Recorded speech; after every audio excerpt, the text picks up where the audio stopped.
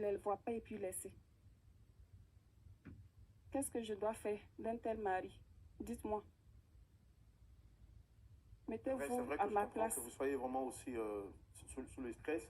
Et c'est pourquoi il est important pour nous de vous écouter avant de vous laisser passer sur ce plateau. Vous avez aussi également rajouté que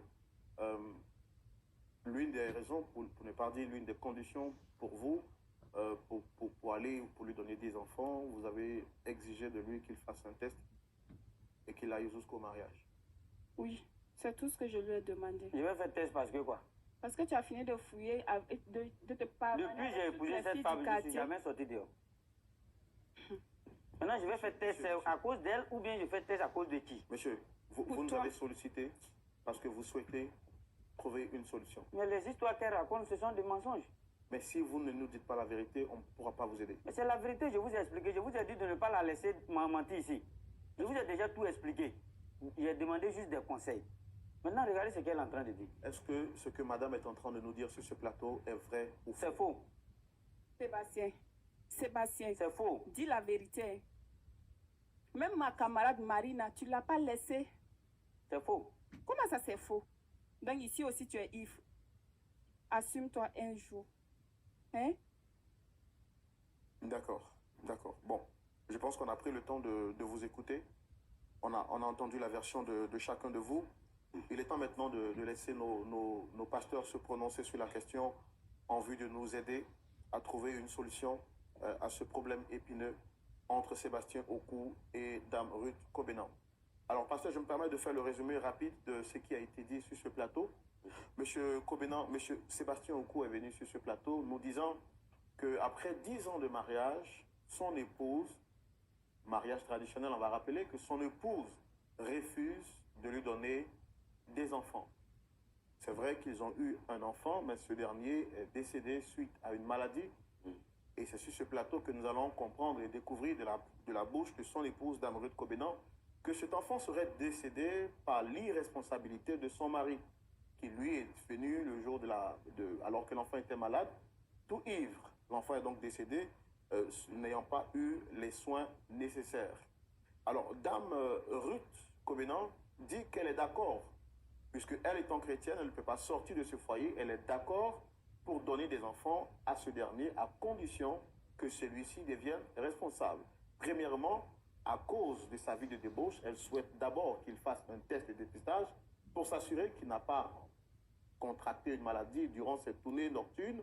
Et deuxièmement, si le test n'est pas positif, elle souhaiterait que ce dernier puisse également aller jusqu'au mariage civil et voire religieux avant de pouvoir accéder à la demande de son époux. Monsieur Okou, sur ce plateau, monsieur Sébastien plutôt, exige de sa femme de lui donner des enfants parce que pour lui, le véritable mariage que considère la Bible, c'est la dot. Voici donc des points de vue qui sont donc aux antipodes, qui sont opposés et qui créent un problème dans ce couple. Pasteur, vous, à la lumière de la parole de Dieu, je rappelle que nous allons prendre votre avis, mais également celui de votre épouse. Et puis ensuite, nous terminerons avec l'avis du pasteur Jean-Yves Tchoumo. Quel conseil, quelle analyse donnez-vous à la lumière de cette situation? Ok, j'aimerais d'abord leur exprimer toute ma compassion par rapport à cet événement douloureux qu'ils ont vécu, la perte d'un enfant. Il est vrai que il y a des mots pour qualifier des parents, et plutôt des enfants qui perdent leurs parents. Ces enfants deviennent des orphelins ou orphelines. Il y a des termes pour décrire l'état d'un homme ou d'une femme qui perd son conjoint, son époux, son épouse, veuf ou veuve, mais il n'y a pas de mots pour qualifier la situation des parents qui perdent un enfant. Et donc, je peux comprendre tout à fait la détresse dans laquelle ce couple a été plongé après la perte du petit Brian, hein, Donc voilà. Il y a eu un début, un commencement, si j'ai bien compris, Monsieur Sébastien. Et donc, tous les deux, avant d'aller, de rencontrer, Madame... Dame Ruth Kobenan. Ruth. Et est-ce que vous fréquentez une église, oui ou non? Non. Non, ok. Très bien. Donc, vous nous avez dit ici qu'elle était musulmane, et puis vous avez procédé à la remise de la dot, et donc cela a été fait, et puis vous avez cohabité ensemble plus de 10 ans, et puis elle a tourné le dos à l'islam pour embrasser la foi chrétienne. Donc elle est devenue chrétienne. Alors Ruth, c'est quelle église vous fréquentez? Ruth, Oui. Le nom de votre église? le nom de votre église? C'est l'église universelle. Église? L'église Universelle. a-t-elle dit? Ok. Et donc, alors, depuis sa conversion, elle veut que son mari se convertisse. Ça, c'est une des conditions, si j'ai bien compris. Oui. C'est ça, Ruth, hein? C'est ça. Donc, qu'il se convertisse, et puis de deux, donc il fasse des tests. Parce que, bon, maintenant le problème, lui n'accepte pas, elle est catégorique. Sa position, oui. Oui, elle est ferme, donc monsieur la trompe, lui ne le reconnaît pas, et elle veut que la procédure du mariage aille jusqu'au bout, hein. C'est-à-dire il y a eu la remise de la dot, il y a l'aspect civil, et puis il y a le religieux. Mais lui, il trouve que tout ça, c'est pas le mariage, puisque Moïse n'a jamais procédé à tout ça. Moi, j'aimerais vous dire, Sébastien, que l'époque de Moïse et notre époque sont deux époques tout à fait différentes. Aujourd'hui, nous vivons dans un état de droit, et donc vous ne pouvez pas aujourd'hui donc prendre la fille de quelqu'un et puis en faire son épouse sans que l'État le sache. Et donc, si elle veut absolument qu'il y ait cette démarche sur le plan civil, c'est qu'elle a tout à fait raison, et l'État lui donne raison. Voilà, c'est aussi une protection pour elle, parce que du jour au lendemain, vous pouvez partir. C'est vrai qu'il y a eu la dot, mais il n'y a rien vis-à-vis de l'État qui prouve, par exemple, que vous êtes marié. Voilà. Et puis de deux, Sébastien, je peux comprendre tout à fait votre préoccupation. C'est-à-dire, vous voulez absolument avoir des enfants avec Ruth que vous aimez. Est-ce que vous l'aimez véritablement? Je l'aimais. Ah, maintenant vous l'aimez plus. C'est le comportement. C'est le comportement qui a fait que je l'ai aimé. Si Oui, le comportement redevient normal, je l'aime toujours. Oui, mais C'est justement... ma femme. Oui. Mais elle dit, c'est vous qui devez changer, parce que... On me demande de faire des enfants, tu me demandes de faire test. Oui, mais C'est justement... de la sauçonnerie. Les deux ne collent pas au fait. Oui, mais justement, vous ne comprenez pas pourquoi elle demande de faire les tests? Mais je ne me reproche de rien. Vous ne vous reprochez de rien. Rien. Vous savez que vous pouvez être coupable et ne pas reconnaître votre culpabilité. Non. C'est pas parce que vous ne vous reprochez pas que le fait n'existe pas. Le fait ne peut pas exister puisque je n'ai rien fait. Donc vous êtes C'est affirmatif. elle crée en lui-même, sinon c'est pas moi. D'abord, Elle elle va dit aller, que- c'est elle qui sort. Elle a même parlé du cas d'une de ses copines. Ah mais tout ça là, ce sont des histoires que d'abord les filles ont associées ensemble pour pouvoir m'attaquer, sinon je ne peux jamais dire que moi je ne peux pas sortir avec ta camarade. Je suis conscient. Sébastien. Depuis 10 ans, pourquoi est-ce que c'est au moment où tu me refuses des enfants que tu trouves que moi je suis avec ta camarade? Ouais. Donc c'est très très difficile de pouvoir vous aider si vous restez dans cette logique-là. Pourquoi je ne voulais pas qu'elle explique quelque chose ici? Parce que tout ce qu'elle va raconter, c'est du mensonge. Ah non, ça c'est vous qui le dites. D'accord. Pasteur Mando, on va aussi également prendre l'avis de maman à côté, sûrement qui a quelque chose à dire. En effet, c'est une situation très difficile. Ce que je peux donner comme conseil à Sébastien, je suis une femme, je ne vais pas prendre position de manière aveugle, mais c'est juste que vous devez de nouveau vous parler. Il y a vraiment une interruption de dialogue entre vous s'est installée.